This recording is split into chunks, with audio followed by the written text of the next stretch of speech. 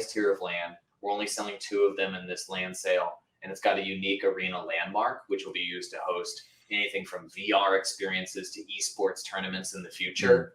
And it's possible that this land will go for millions of dollars worth of crypto. And it's possible that it's going to be a record breaker of a bid on this live events planned. We have co-marketing and interviews and external media planned. And then it's going to be a buy now series of marketing with go here to the place where you can actually buy the Illuvitars, the land, and then you'll be able to do that buying on the Illuvitars. And then whether the product does okay or great, that's the effect that a marketing team can essentially have on a product. Hey everyone, welcome back to the channel. Today I have an awesome guest with me, Andrew Wall. So he's the head of marketing at Illuvium, and he has so much experience not just in Illuvium, but in content creation, YouTube, marketing across Twitch, YouTube, all the rest of it. He has so much experience and so much depth, and I'm definitely going to pick his brain about some of the amazing things coming to Illuvium and some of the amazing ways that new and upcoming content creators can get involved. This is a really big and important concept for me and an important way to get involved with Illuvium. And obviously I started and had a chat with Andrew Wall early on, and he certainly inspired me to become better and be the best that I possibly could in everything that I do. So this is a big pleasure for me to share all this information with you guys and bring it all to you. So Andrew, just firstly, could you tell me a bit about your marketing background and why you joined Illuvium? Sure, yeah. So I'll make it as short as possible, and then you can ask me any specifics if you want. But basically, I started making video content on the internet about gaming about 13 years ago, in 2008. So I guess that was 14 years ago now, when I saw this guy named Husky Starcraft doing esports videos on YouTube. And it blew me away what that revolution looked like then. I saw just a guy in his bedroom yelling on top of a video game, and it got 100,000 views, and I couldn't believe it. And at the time, I was working as a technical director for big audio-visual events, multi-million-dollar events in New York, and I saw this guy yelling at his bedroom at a screen for a video game and reaching 100,000 people. And the events I was doing in New York were reaching maybe like 1,000 people. And it made me realize this technological shift of social media in the 2010s was the future. So I quit my job. Every single night, I was creating content after work until from 2 a.m. to 6 a.m., doing thousands of esports casts for StarCraft and every game out there. And eventually I went full-time doing it. And in the process, I ended up forming this multi-channel network called TGN. And it ended up becoming the biggest video creator network of all time. We had about 30,000 YouTubers, gaming YouTubers in our network that were generating billions of views per month. We sold that to a publicly traded company, Broadband TV. I was an executive over there, and I ran community video production, social media, and marketing for them for a long time. And long story short, my passion all throughout this process was just helping creators grow, helping streamers succeed, helping average people that hate their job or feel like they're not in the right fit in life and want to work on their interest or their passion, make it happen full time. So I quit that executive job, and I just coached creators for a few more years in media businesses. And that's when I came across this crypto space. I saw a couple of YouTubers out there, Vulcan and Venomore, making videos about Illuvium. And then all of a sudden it hit me like a ton of bricks one day. And I realized that helping people just grow on social media, helping media businesses, succeed through Web 2 stuff, Facebook stuff, Twitter stuff, Twitch stuff, YouTube stuff. I realized in that moment, as soon as crypto came along, that was now legacy technology. I realized that was now the past, and I was now a part of the past. So I quit doing that. I DM'd Kieran. First time I've applied for a job in 16 or 17 years. I jumped on a call with Kieran. The next day, he created a position for me at Illuvium, and now I'm head of marketing for Illuvium. So it's been a wild journey, but it's all the same really for me. And the story is always be looking ahead at the emerging technologies. If you're the guy that adopts the emerging technologies and jumps in there and understands it 3, 4, 5 years before the average person does, you're the person that becomes the big star in that space, or succeeds in that space, or accelerates in that space. That's why I'm in the position I am today, and why I'm not still working in a hotel doing audio-visual or doing live events, which, by the way, that all went out of business with COVID. And so you want to leave behind the legacy technology, adopt the new technology, and that's precisely why I'm on board with Illuvium. I feel that it's the strongest horse in the metaverse, in the crypto gaming, in the DAO, and the digital property revolution that's unfolding here in the 2020s. Yeah, yes. There's so much happening with Illuvium, and I do feel like we're so early in the space. A lot of people actually still really miss that because the crypto space is such an echo chamber. But for example, I think recently the NASDAQ lost 1 trillion, no, not 1 trillion, or half a trillion or something in market cap, which was a couple of percent. But that would have been like, whatever it would have been like 50% of Bitcoin's price. Right. And it lost that in a day. And it was like a couple percent, as I just said. So it's really hard to really see the big picture when you're in the crypto echo chamber. But it's definitely something that we should all be aware of. And in 3 or 4 years, this will all be unrecognizable. Let's put it that way. Oh, definitely. We are so early in the adoption curve of people having crypto wallets or custodying their own digital assets or property. Less than 5% of humans on Earth are doing it. So you still have the other 95% of humans to jump in. And the thing you have to remember is most of planet Earth's money has yet to be dematerialized and to come into crypto.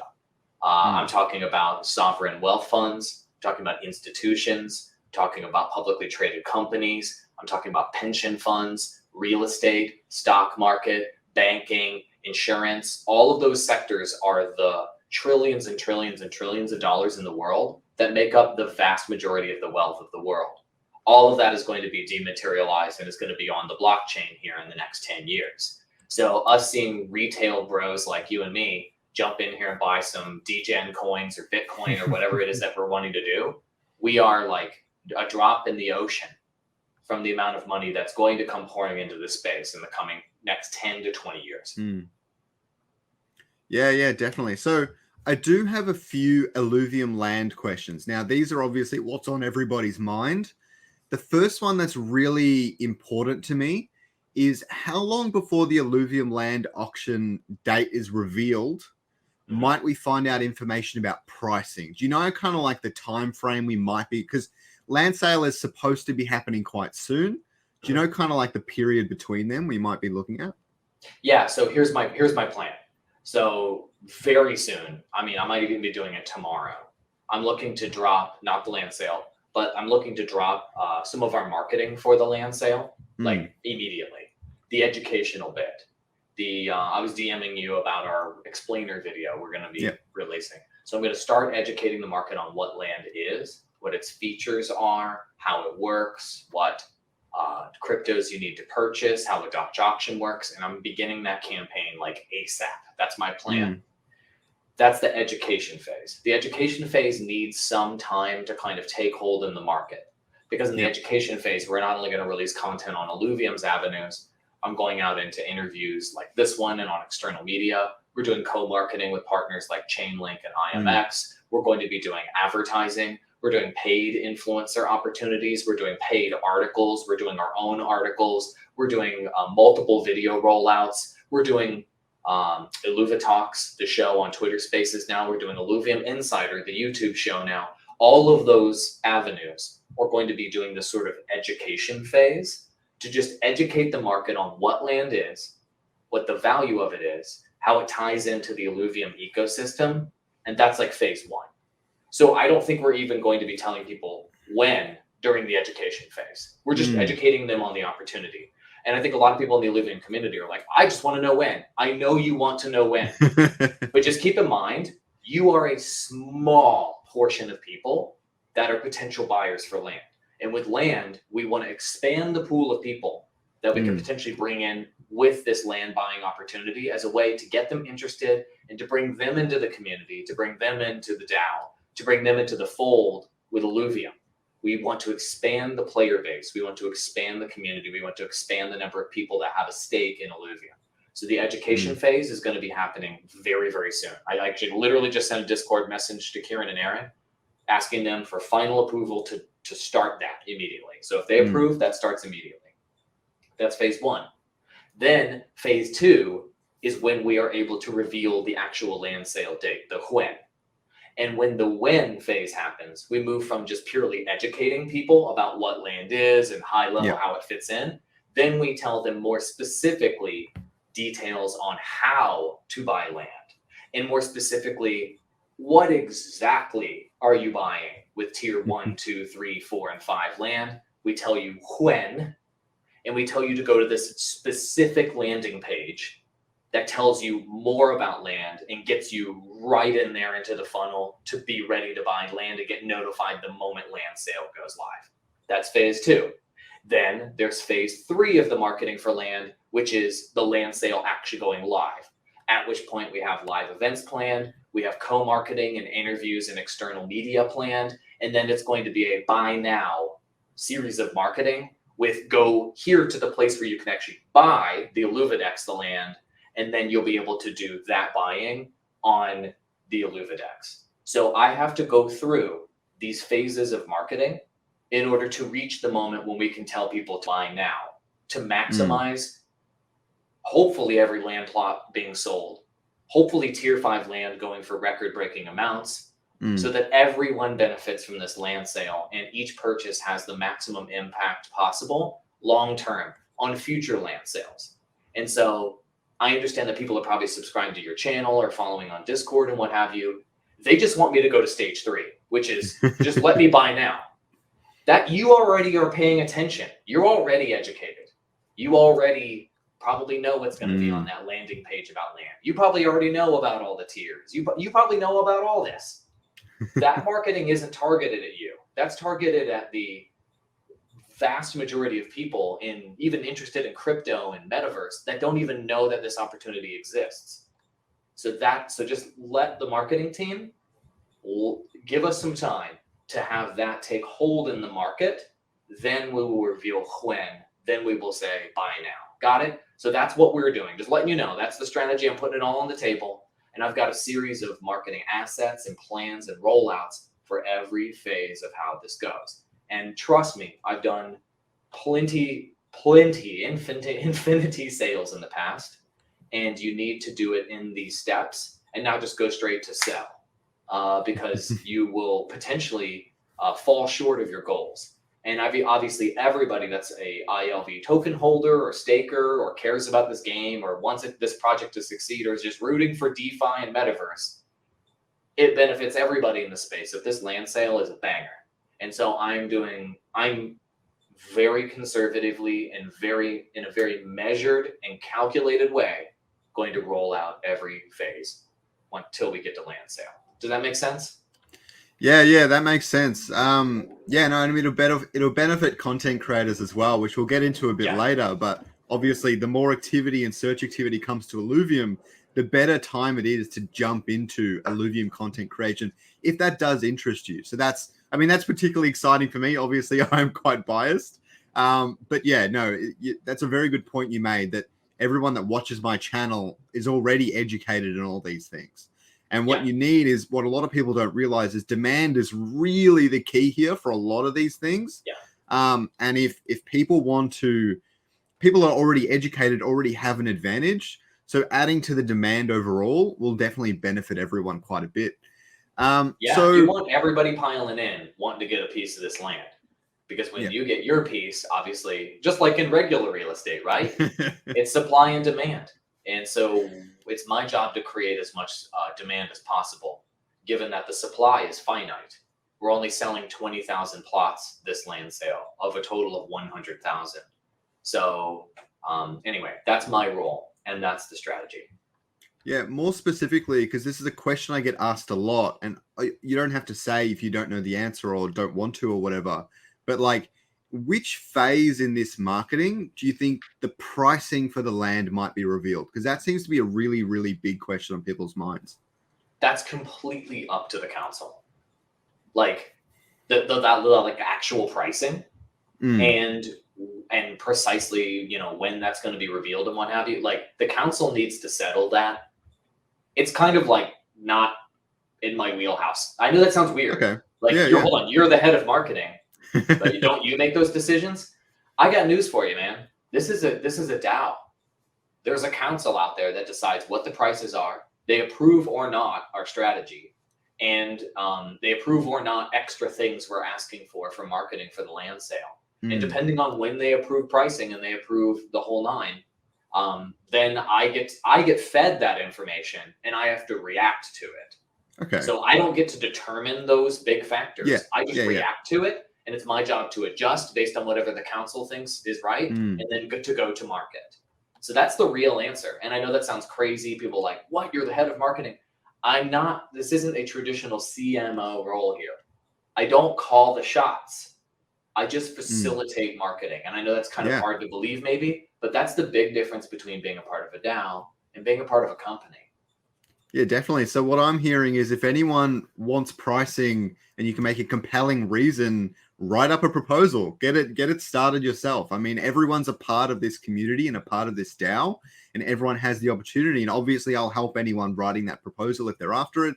I might even go and start writing my own because I obviously have plenty of my own ideas. So just off that. So my next question was, what were your plans with land marketing? But I think we've covered all that off now. It sounds like there's a crazy amount happening. Is there anything specific with the T5 land auction that you're planning to do? I'm not going to say what it is, but Awesome. Sounds good. if I reveal it now, it'll take the pop out of it, but it's very special, right? So what I will say about T5 is we want T5 to be a record breaker. Yeah. We want T5 land, tier 5 land. Just so everybody, if you're watching this and you're not familiar already, it's the highest tier of land. We're only selling 2 of them in this land sale, and it's got a unique arena landmark, which will be used to host anything from VR experiences to esports tournaments in the future. And it's possible that this land will go for millions of dollars worth of crypto. And it's possible that it's going to be a record breaker of a bid on this land. And so for that reason, we have special marketing activities that we're planning around that. And for me, the strategy is to try to get that tier 5 land. If we can get record breaking sales or something interesting related to that land to occur, then that's the news story that mainstream crypto, maybe mainstream finance, maybe even some mainstream media might pick up related to land. Because the sale of just any old land, who cares, right? There's tons of land being sold out there in the metaverse. But if this is a record breaker, then we can get bigger coverage. And remember, it's all about supply and demand. There's a finite supply, but if these major media outlets are picking up the land story because it broke records after the sale is complete, wouldn't a landowner want stories going out about how valuable their land is and how it's record-breaking amount of demand for their land? I would imagine they would. Yeah, definitely. I think mainstream media obviously tax on to digital property as well because it's really tangible for them. Because they can't understand why it's digital and why that's valuable and things like that, but they understand property and real estate. So when you combine the two, it catches on. I found that it catches on to mainstream media a lot faster. And maybe that's why land sales typically do better than regular NFT sales.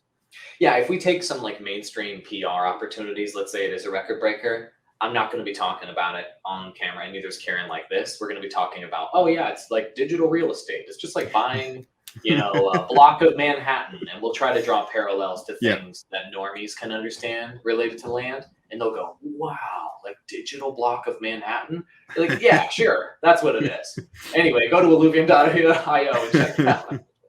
Yeah. No, that's definitely how I see it. And that's great. I'm really, really excited. So the next marketing thing I wanted to talk about what are your major plans with Illuvitars? Have you really, because I know Illuvitars is supposed to be relatively close to land or at least in the same period. What sort of planning have you got for the marketing of Illuvitars so far? Very similar to land, but it will be unique in a couple different ways. So the big difference between these two campaigns, so I mentioned all these things a minute ago, videos, podcasts, shows, advertising, co-marketing, influencers, all that stuff, all those marketing channels will be open for Illuvitars as well, and we'll just be pumping Illuvitars original content out through those, just shoving money into the machine and seeing the conversions on the other side, just doing what a marketing team is supposed to do. But what's different about land sale versus Illuvitars is that land is expensive, relatively speaking, to like an average consumer. It's like relatively unaffordable, I would say, for the average person to make an impulse buy or to click on an ad and just decide to buy some land out of nowhere. We're talking, hundreds of thousands of dollars worth of land potentially, right? But Illuvitars is different, where depending on what you're buying in terms of Illuvitars, there's some relatively affordable NFTs that can be purchased. And so there's going to be a tiered system with Illuvitars. This is, once again, all of the stuff I'm saying about land or Illuvitars is completely up for approval, denial, deletion, me being fired by the council, who knows? The council determines everything. But the idea with Illuvitars is that there's going to be tier 0 Illuvitar portraits available, tier 1, 2, 3, 4, 5, with increasing price. But the idea that we have right now is that tier 0 would potentially be free. You would just need to pay for gas. And it's all on Immutable X. So the idea here is, and of course, as you move up the tiers, there's increasing rarity and value, of course, and value comes along with that if there's market demand. But the idea is if we have a free tier where you get a real NFT and it really is an Illuvitar, then it's literally the lowest possible price we could sell an Illuvitar for. And what that does is that opens up an even larger market of people that could potentially, this could be their first NFT they ever buy. Or it's such a low cost of entry. Why not throw a couple of Illuvitars in my wallet along with all the others? Whatever. Like maybe this takes off, maybe this doesn't. So maybe there's some speculative plays. So it allows for more casual, more speculative, and more impulse buying to occur with Illuvitars versus land sale. So that opens up new marketing opportunities for us. And so our strategy will be adjusted accordingly, where this is sort of like a lifestyle choice. This is sort of like a collectibles choice. This is a digital identity choice.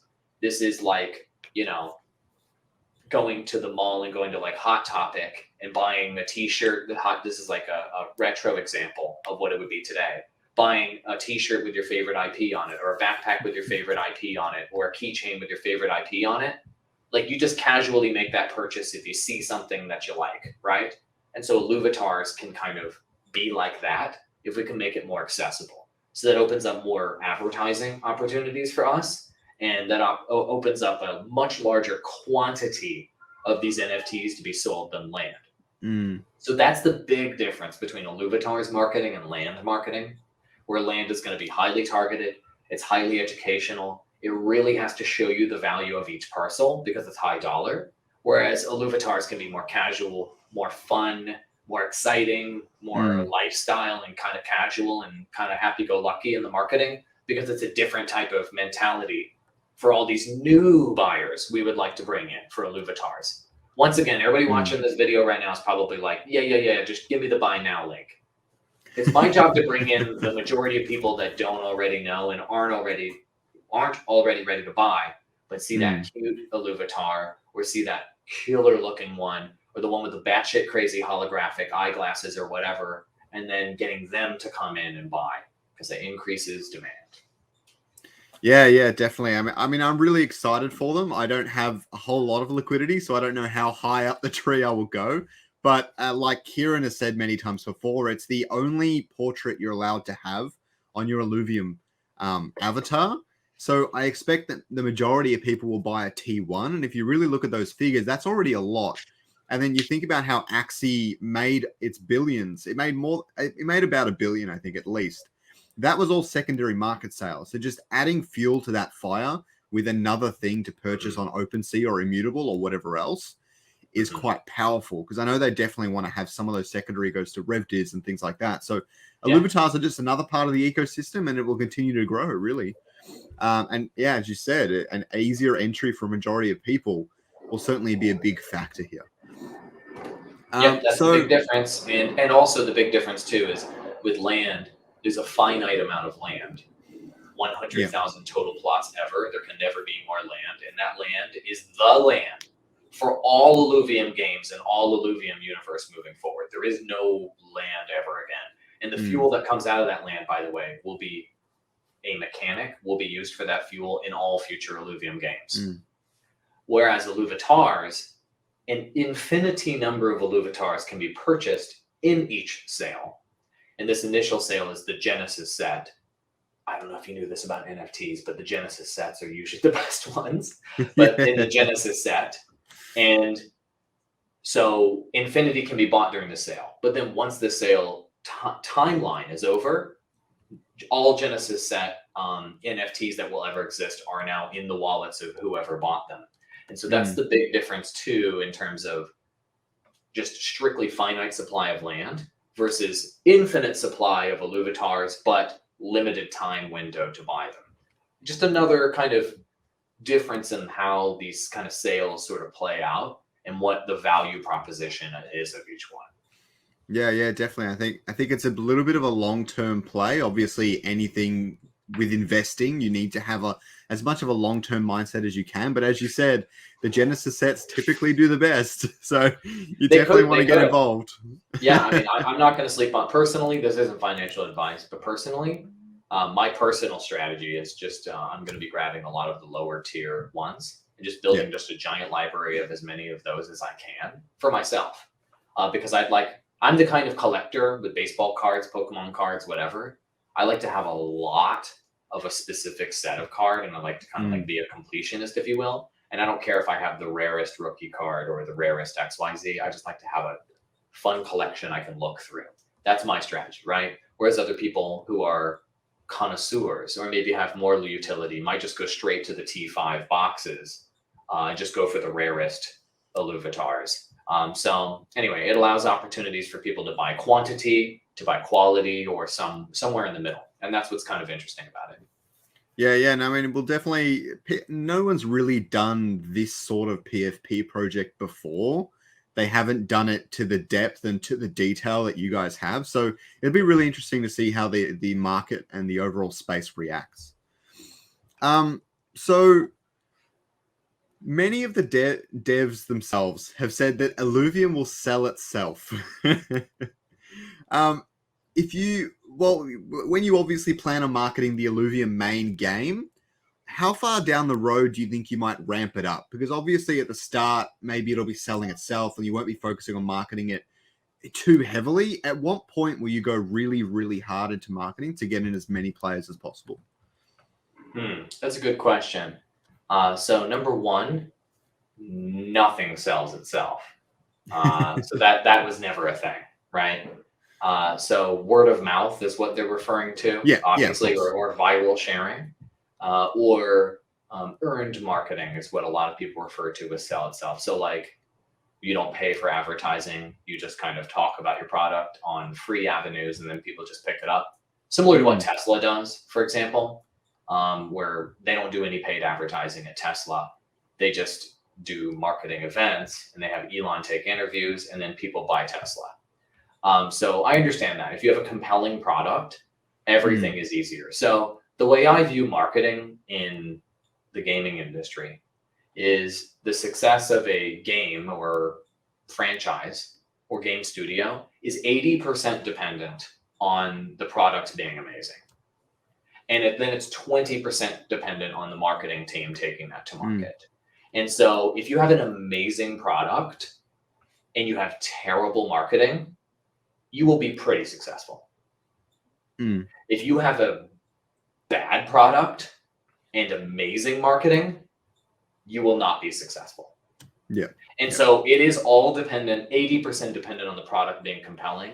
And then whether the product does okay or great, that's the effect that a marketing team can essentially have on a product, or in this case. So I agree with the product team that products can sell themselves in that way. And so I view it more as like Product teams build the car, if you will, and then marketing puts the gas in the tank to make it go. It's kind of like that. But without a great car, what's the point of having gas? So anyway, the next point is that is my marketing strategy. That point you just made. So this is my mandate to the marketing team and to anyone that talks to me about marketing moving forward.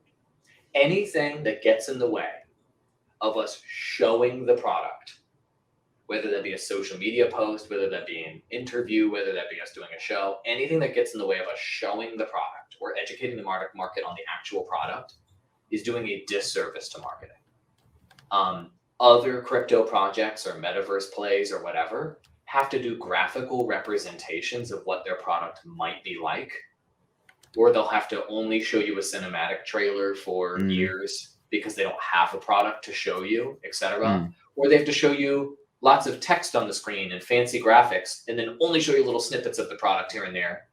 And the reason why they're doing that is either A, their product is shit, 2, their product isn't ready, or 3, their product isn't ready and it's shit. It's one of those 3 things.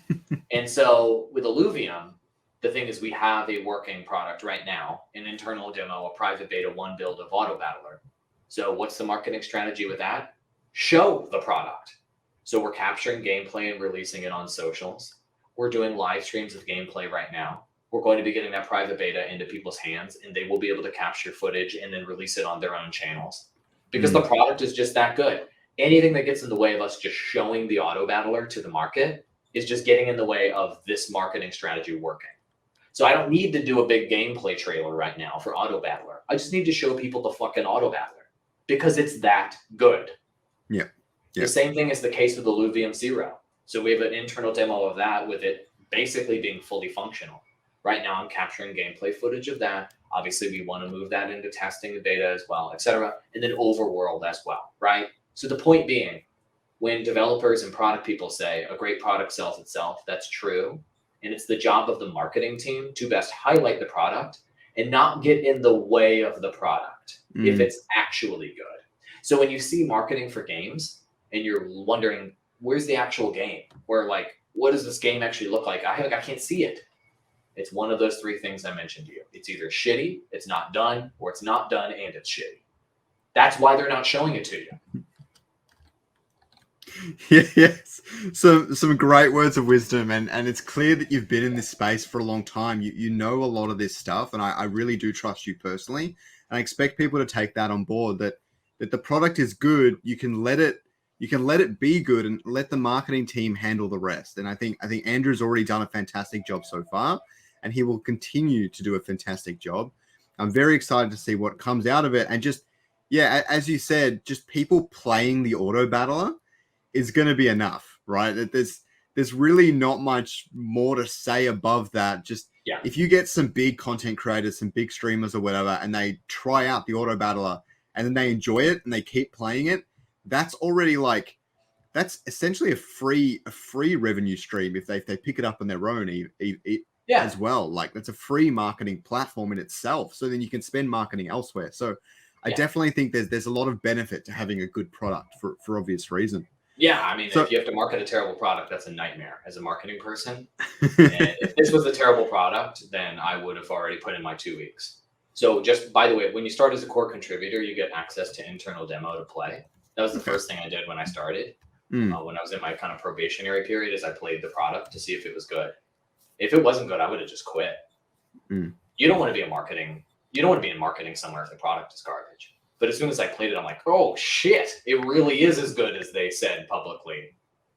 So anyway, back to you. No, I trust your judgment. I'm excited to get my hands on it. So the next thing I want to talk about is content creation and just talking to people about how they can get involved with Illuvium or content creation in general. Because I know there are many, and I was in this space for a long time as well, that are afraid to get started, afraid of what's to come. Maybe they think it's too much hard work, or they if you have the drive, I definitely think you can do it. And I'd just love to get your advice on a bunch of different questions I have here. So firstly, Frobe has come to me with this question in particular, actually. He says that many quit in the first 1 to 2 years. And obviously that's true for a lot of things, not just YouTube. And he says that this seems to be largely due to not seeing the financial return on your time investment in terms of starting up a YouTube channel. So outside of sponsorships for small channels, outside of sponsorships and ad revenue and things like that, how might you think that small and medium channels could be earning some financial gain from the time that they invest into their YouTube content? I'm glad you asked that. And I'm glad you focused on financial right out the gate. So, I've coached countless creators now. And the ones that last are the ones that kind of focus on survival. And so that's the number one thing you need to be thinking about is how can I survive 3 to 5 years from now as a content creator? So what does that mean? There's a couple different components that you have to take into account. Number one, you have to take into account your motivation and your emotional capital, if you will, or benefit you get from creating content. You have to focus on content that rewards you emotionally on some level. Number two, you need to fulfill that need that every creator has for recognition and for a number go up. So every creator wants more subscribers, every creator wants more views, every creator wants more engagement. And that number going up is an important component to verify that what you're doing is relevant and in some way verify to you logically that this makes sense. So that's component number two. And then component number three is the financial aspect. And you need to, from day zero of being a content creator, have financial goals.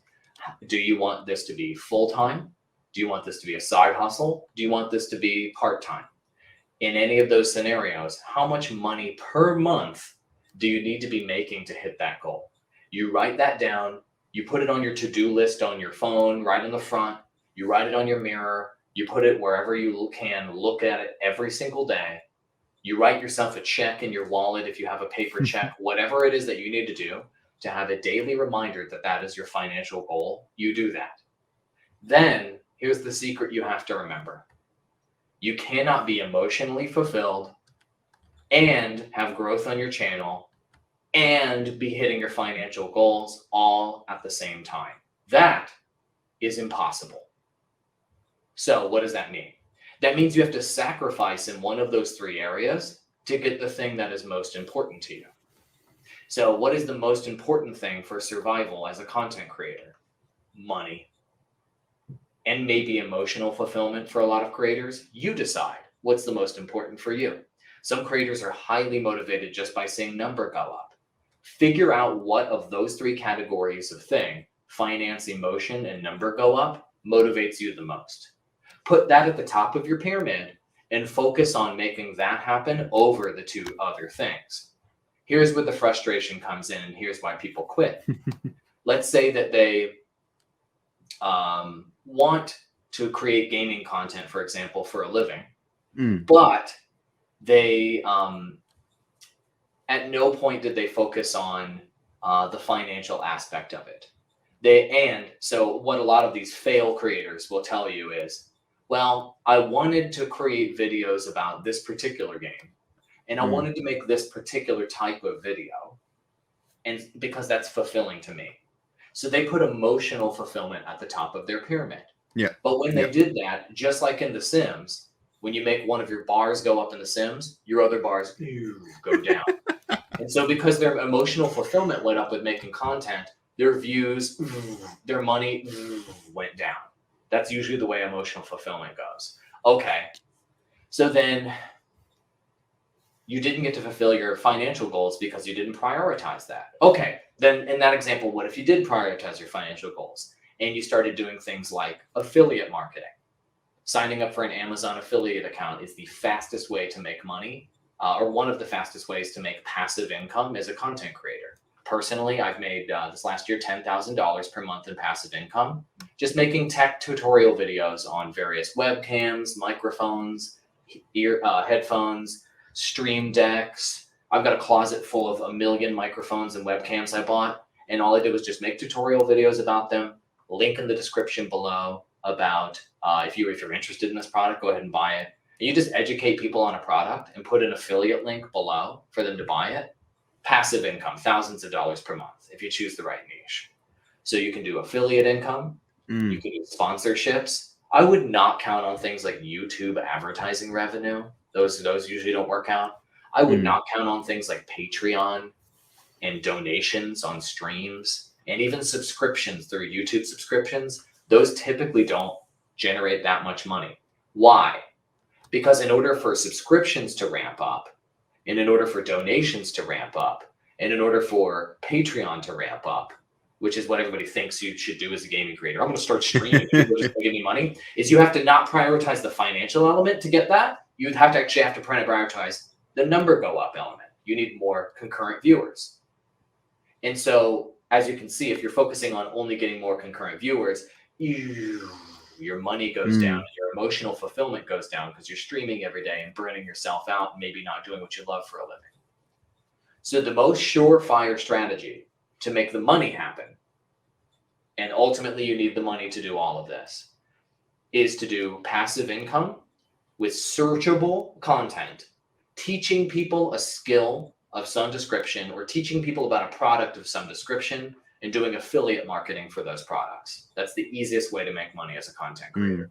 Then you can layer on top of that sponsorships, because companies are going to search for their competitors' products. They're going to see you making videos about them, and then they're going to pay you to cover their products.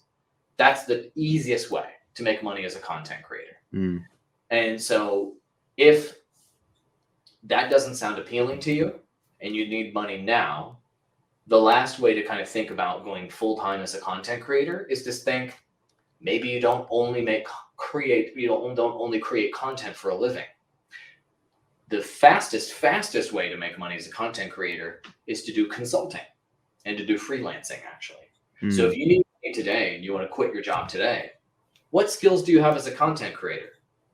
Graphic design, because you can make thumbnails. Video editing, because you can make videos. Maybe live streaming, because you can do streams. And social media management, because you're managing your own social media. Guess who needs those things? All companies and DAOs in the entire world need that. Did you know that? And did you know that they'll pay you anywhere between $25 to $125 per hour to provide those services? Did you know that? No, I didn't. List yourself on freelancer.com, LinkedIn, freelancer.com, YouTube editor subreddit, streamer subreddit, YouTube partnered subreddit. Put yourself on Fiverr. Put yourself on all of the freelance and consulting websites and put your services there. And you can just instantly make money with the skills you have. Premium rates. Every influencer needs your skills. Every media company needs your skills. Every business needs your skills. Every DAO needs your skills. Everybody needs your skills. And you can instantly make money doing that. So the point is, you have to figure out what your priorities are. You want money now? Go do freelancing. You want money, passive income coming in, stable? Do affiliate marketing, educate people, and layer sponsorships on top. You want to do what you're passionate about? You're never going to make a living doing that. Sorry, kid. That's a phony dream. That'll never work for 99.9% of people. Sorry. Yeah. So the way that people do what they love for a living in online content creation is the only way you can make that work is you just do your passion and it just works out. And you hear that interview of that one guy who just did their passion and it just worked out. It's because they were ultra early on whatever they were going into. Almost every single time they were ultra early. PewDiePie, Mr. Beast, they were making videos 14, 15 years ago, almost in some cases, right? They were ultra early. They didn't just do their passion last year and make a living doing it. They got in on social media before everyone else. And so that's the only way to make doing your passion for a living really work in a consistent way. Just keeping it real with you. I have coached and I've seen the data on tens of thousands of gaming creators, and that's what's up. Yeah. I mean, just talking on that, I've experienced the same thing outside of YouTube as well. Obviously, my uni course, as many of my channel viewers will know, was industrial design, and I've done a lot of that, and I love doing it. I do that for a living now, and it's so much fun. But what a lot of people's goals and dreams is to create their own business. But what happens there is, from what I've heard from so many people in the space, old lecturers and things like that, is as soon as you create your own business, you become someone that does business, not someone that does design. You hire the people that do design. And what happens is you don't do your passion anymore. But I mean, it doesn't really end there. What you can do is, if you do create a successful company that way, maybe you sell it and you have that passive income, and then you do your passion on the side. And your passion is the thing that doesn't earn you any money, but you have different revenue streams. And I think that's a really interesting way to look at it. And I think something that people should definitely be aware of when they're getting involved with anything is often that stuff does start to happen. And even personally, there's a lot of things in YouTube that I absolutely love doing, but there are certain things that I wouldn't mind outsourcing and stuff as well, to try and keep the passion side of it a bit more focused in for myself. And just for some context for everyone watching, I've looked at some of one of Andrew Wall's channels recently and some of the statistics behind it, the AWOL Digital one. And in the past 30 days, I believe I saw it had 350,000 views, and he had not made any videos. So I haven't made any videos in months since I took on this role of marketing at Illuvium. And I'm still, I don't know, with that business, just in the content that's just on the internet, I'm making like $6,000 or $7,000 a month in just passive income, just off of the content being there. So that's why I'm telling people passive income strategies work. That's just because I built a library of like 700 or 800 passive income videos that just sit there and make me money. So that's what I'm talking about. That took years of work, by the way. Yeah, that's not of just like, course. Yeah. So the point being, you don't have to grind it every single day to like make money today and look at the numbers today. If you're looking to do affiliate income or passive income stuff, you're making a video today with the intention that it'll make you money for the next 5 years. If it's searchable and if it teaches people a relevant skill or something that's valuable to them, it'll pay long-term dividends. It's like planting a seed in the ground, and then a couple of years from now, it'll be a tree. You need to think about it like that. Not you release a video and how come it didn't get any views? I need to post it on Facebook groups to try to get views today or something stupid like that. It's all about long-term thinking. Yeah. No, that's exactly why I brought it up, because it's just, it's one of those things that, yeah, as you said, survival is the key element here, and just keeping at it and making things that are relevant and evergreen, which is something I'm trying to focus on a little bit more myself even, is very powerful. And you've said that to us before. So another question I've gotten is, this is probably, I don't know how you'll feel about this one. How do you get your first kickstart as a content creator? How do you get that first, I think it's 1,000 subscribers and 4,000 watch hours?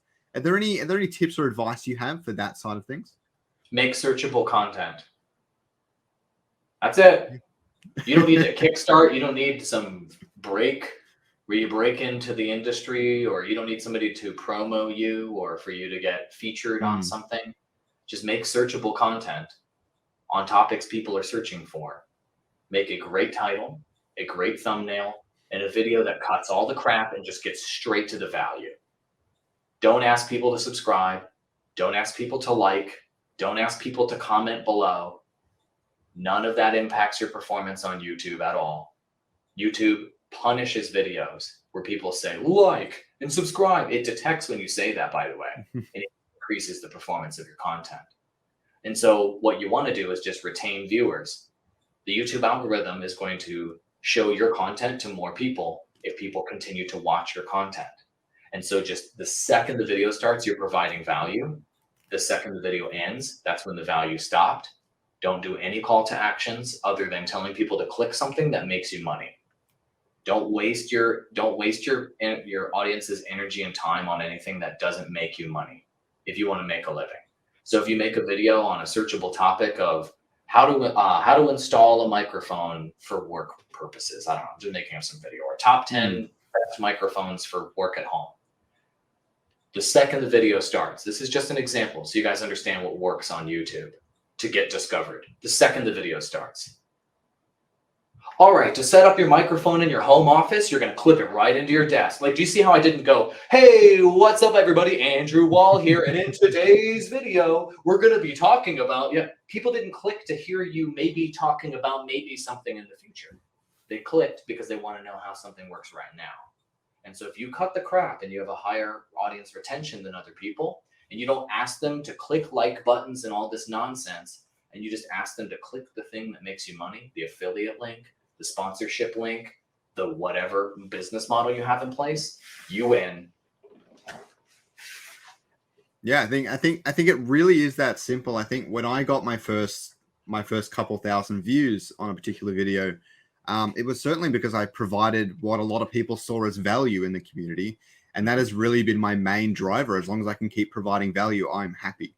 That is really what my focus is in the realm of things. And if anyone, there's so many creators in the Illuvium Discord in particular that are willing to help you out with a lot of this stuff. If you have information you want to help give people and you want to give value to the Illuvium community or otherwise, we will help you make those thumbnails, titles.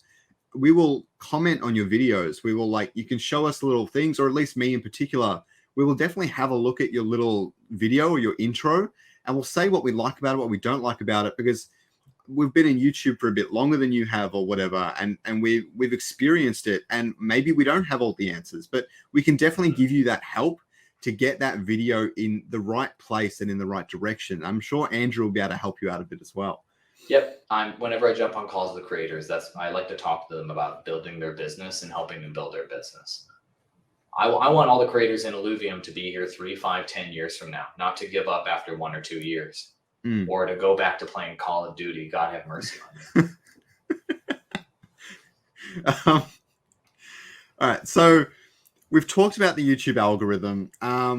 One other thing I should touch on, and I think you do have you've said some really interesting points on this in DMs and things like that as well. So I'd love to get your opinion on the interview as well. The crypto search activity is largely dictated by the market's performance. That includes Illuvium, GameFi, all crypto channels. If Bitcoin go down, their views go down. Very simply put. So any advice onto those that aren't seeing many views, or how they can not necessarily counteract it, but plan for that setup? Yeah. So if you're making content about what's trending in crypto, then your channel is going to trend with crypto. If you're making content about what somebody needs to know in the crypto space 1, 2, 3, 4 years from now, then your content and your views are going to be more stable. And it isn't going to necessarily trend with the trends. It's just going to be more stable and slowly grow over time as you release a library of evergreen content, as it's called. So if you want to ride the trend, go ahead, cover the top headlines of today. Just know that the videos you release on trending headlines have, less than a 1-week shelf life, and then they're dead. So as a growing creator, you probably don't want to make videos that are dead after a week, right? You probably want to focus on videos that have a longer shelf life, like teaching people how to set up and use a MetaMask, teaching people how to set up and use a Trezor wallet, teaching people how to set up and use a ledger, teaching people how to interact with, on a detailed level, on a normies level, how to interact with SushiSwap, how to interact with all these things, right? And teaching people the skills they need to interact with DeFi and crypto. These are just a few examples. Teaching people what is this basic concept in blockchain or crypto. Teaching people what is the metaverse really. Like aggregating lists of top 5 metaverse games for you to understand, or top 5 upcoming projects, or top 5 insert topic here. What you're doing is you're aggregating data, you're aggregating information for the audience and presenting information that's relevant for longer than 1 week. You're looking at a 1, 2, or 3 year timeline on your content. That's how you fight the ups and downs of trends, is you build that library of content that's searchable for a long period of time. You build a foundation of views for your channels and for your business and passive income, and then you can build on top of that. It's sort of like laying the foundation or laying the initial bricks down for your content creation business, if you will. And the other part of things is, you need to have multiple income streams to make it. So if you're entirely dependent on crypto passive income or sponsorships or views or whatever, then what are you doing in addition to that as another income stream? consulting, I mentioned consulting and freelancing. Did you know that there's this whole crypto industry booming right now? And they're all hiring because there's infinity money flowing into the space. Did you know you might be able to go like pick up a role somewhere right now if you tried at all? So that's another way to have more consistent income so you can stay in the game, so you can survive, and so you can thrive long term. As the trend might bounce and be volatile in the short term, but when you zoom out, it's hockey sticking up to freaking Alpha Centauri, right? Yeah. Yeah, that's some really good advice, because I know it certainly pressures a lot of people. Like, I'm not getting many views, or I was getting a lot of views a long time ago, and it's just one of those things where you still have to focus on making the right content.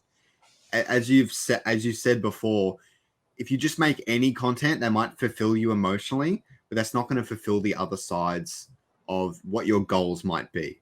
So that's correct.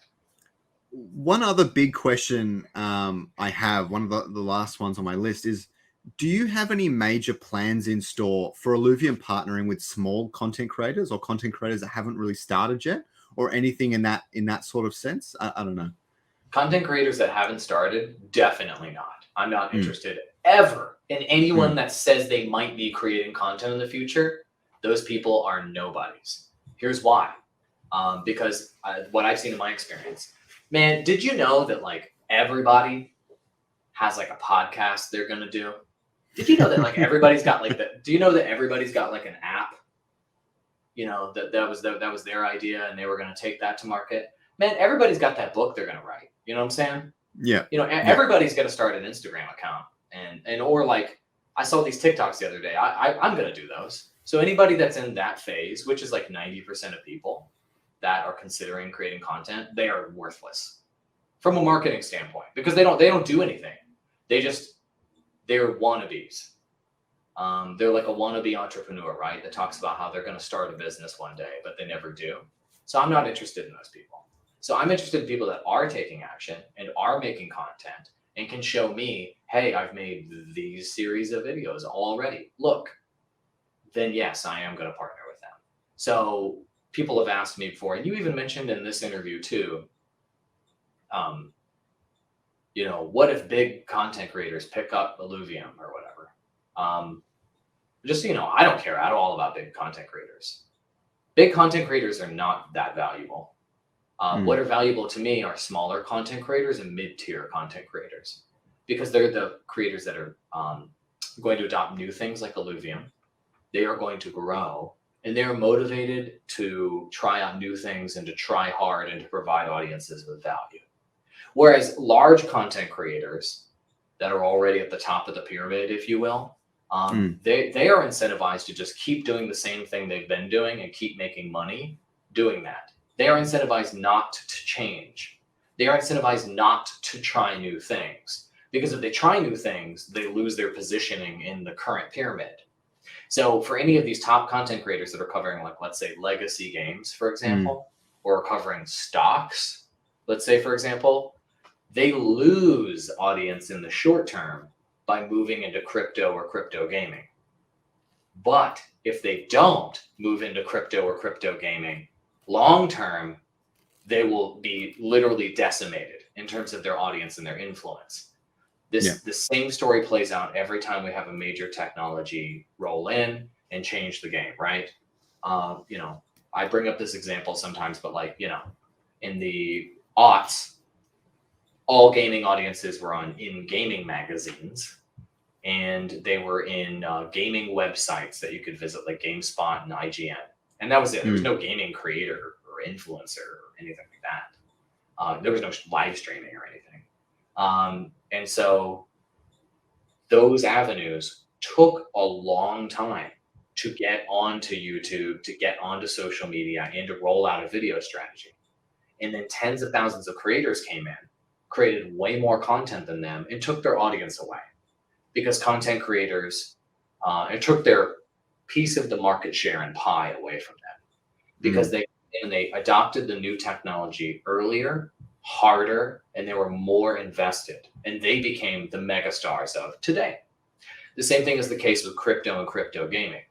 So these big creators that are at the top of Twitch and are at the top of YouTube covering legacy games, they are the gaming magazines and websites of the aughts now. And basically every minute they don't spend familiarizing themselves with NFTs, starting to cover crypto, starting to cover crypto gaming, every minute and day that passes that they don't start making that transition is a day that smaller guys like you or mid-tier guys that are coming up right now will take their audience away and dethrone them. And thus the cycle repeats itself. People that innovate, people that adopt the new technology, they win in the longer time frame. And so large creators operate in a short time frame. Smaller and growing creators operate in a long time frame. And so therefore, the larger creators will only win in a short time frame, and the smaller creators will only win in a long time frame. Make sense? Yeah, no, that makes perfect sense to me, and I think that's definitely a word of advice a little bit as well for even the small content creators, because eventually you'd expect them to become big and potentially fall into the same mindset and start to think narrow, because NFTs might not be the future forever. We might end up with Web 4 or Web 5 at some point. I have no idea what that might look like, but it could exist. Oh, that's exactly what will happen. Yeah, these crypto guys that think that they're innovative today, which they are going to become the biggest creators in 10 years. And then they're just going to hold on to the crypto gaming and NFT space for dear life. Web 4 is going to come in and Elon's going to plug in neural links and we're going to be on Mars and whatever happens. And then and they're going to be like, no, I got to do crypto gaming. My entire business depends on it. And then they'll die. Yeah, so that's definitely keep that in mind, everyone, when the neural links come. Yeah, Elon, I'm looking at you. So just wrapping this up, I've already taken a lot of your time, Andrew, and I really appreciate you coming up. But I just wanted to ask if you have any final advice for community members that are interested in becoming a content creator. Maybe there's some equipment you suggest they should buy or how they should get started, research, maybe making their first couple of videos. Is there any final words of advice you have for them? Sure. I mean, they probably already have all of the equipment they need to make videos today. Let me show it to you. It's a secret device. It's called a smartphone. You have all of the equipment you need to make a video. Good videos now. It's got a decent microphone. It's got a phenomenal camera, probably. And you can get free software on your phone, such as Adobe Rush, that you can produce content on your phone right now. And so there's no reason that content creators need to buy anything to make content that gets views and provides value. Some of the biggest creators out there are on TikTok, for example. They just use their phone to make all their content, getting millions of views per month. Yeah. So equipment doesn't hold you back. The best advice I can give you is just start releasing terrible content today. Just start getting content in the market, start testing the market, trying out different concepts and experimenting with a wide range of topics and a wide range of concepts when you get started with zero expectations of getting any views. Just get your terrible content out of the way and start mastering the craft of storytelling, of doing voiceovers, of editing, of graphic design, of optimization, and all those things by practicing. It's similar to, I hate to use sports analogies, but it's just like any sport, right? The first time you walk onto a basketball court, you're probably going to miss every single shot. You're probably not even going to be able to dribble the ball at all. Like you're going to look like you're an idiot. So go out there and be an idiot and miss every shot on social media because you have to get competent at creating content. And so that's my number one advice. And so if you're unwilling to even release content, you're worried about quality or your vision or being embarrassed or whatever, you're not cut out for this. Just quit. I'm serious. You're really not cut out for it. So, I mean, I'm just being honest. I'm just trying to be helpful here. And so go release content today, wide range of topics, test different platforms. And the top 2 platforms you can get traction on right now are not Twitch, is not Twitter, it's not Facebook, and it's not Instagram. It's TikTok and YouTube. TikTok and YouTube. Go release content on TikTok and YouTube. Those are the 2 platforms where you cannot buy success, and only the best content wins. The other platforms, you can buy success, and therefore the best content does not win.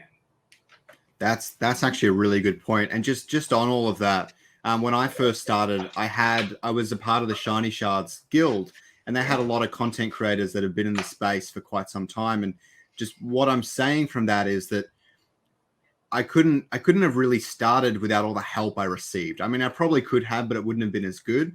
But what I'm saying is, in the Illuvium community in general, in guilds or wherever else, there's so many content creators that are there to help you get started. And I've been in DMs with so many people that are trying to get involved. And I've just been giving them as much advice as I can. And sometimes I could be a bit harsh, like reality check, like this thumbnail, I think it could be a lot better. If you're willing to make it better, I can give you some pointers and things like that. So there are so many people that can help you get involved. You can even jump in general chat in Illuvium. I mean, Vulcan's there all the time. You have 2 council members that are content creators full time, essentially. So there's plenty of resources for you to go and talk to, including Andrew, Kieran, everyone.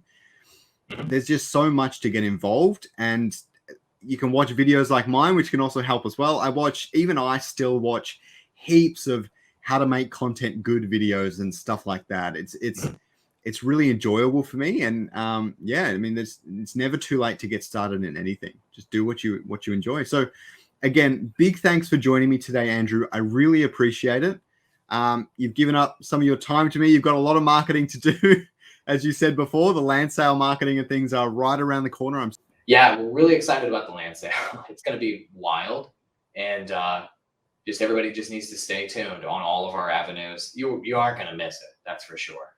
So thank you very much for having me. And also, I want everybody to realize we have a new influencer and media manager. So if you're watching this as a content creator and you're looking for a dedicated resource, Kyle Wilson, a content creator, who's already been making Illuvium content. We brought him on full time as our influencer and media manager, just to double down on influencers and to double down on YouTubers and streamers and creators, and to give them a dedicated resource, because they are our most important marketing channel, in my opinion, is working with influencers, because I'm all about decentralized marketing. And the most decentralized way that we can do marketing is to give individual humans support and have them help us market Illuvium, rather than giving Facebook a bunch of money for Facebook ads or Google a bunch of money for Google ads. That's centralized marketing. So I'm trying to do decentralized marketing with all of you guys. It's important. And I think it's in line with Illuvium's values. Yeah, definitely. I mean, decentralized marketing. I haven't actually heard that term before, but I'm sure it's going to be big. I mean, I made it up. I made it up. I've been saying it in interviews. So if anybody wants to use the term, I made it up. Anyway. Yeah, no, I love that. Again, thanks so much for coming on the channel. It's been a pleasure. We'll definitely have to get another interview up down the track when things are even kicking off even more. There's always so much to talk about, and there's so much advice that you can offer me and everyone else, and I'm really appreciative of that. You got it. Adios. Adios.